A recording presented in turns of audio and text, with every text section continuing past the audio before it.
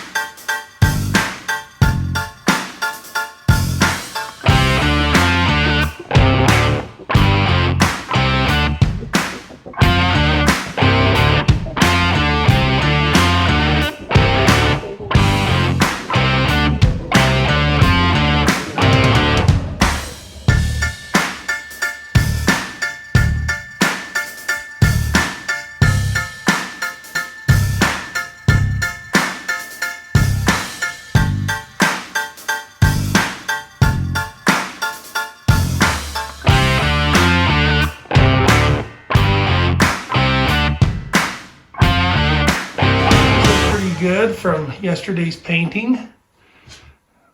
The priming, I guess I should say. I started on the toughest end of this ceiling, and I'm told that the paint goes down wet in a pink color. I can only tell that it's wet over there. I can't tell that it's paint, being colorblind, but I think I've got a good coverage. Hard for me to say. Well, I think we're done. Glenda says the ceiling looks just fine to her, and it's dark in here, but you can see that this is a nice color. Some of the light and dark that you see right over here is just wet paint near dry paint. But same thing here. But you got the idea. More to show when it's all put back together. Well, things surely aren't as they're going to stay, but these might stay where they are with the cabinet up on the wall, and it's all painted, looking pretty good, I think. Bed kind of back where it belongs.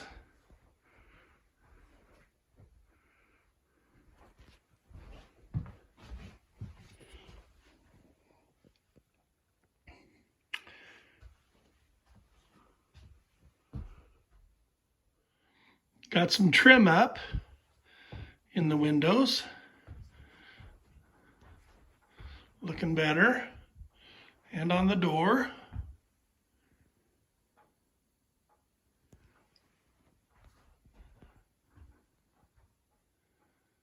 I just think this color is looking nice on these walls. I think it looks really good.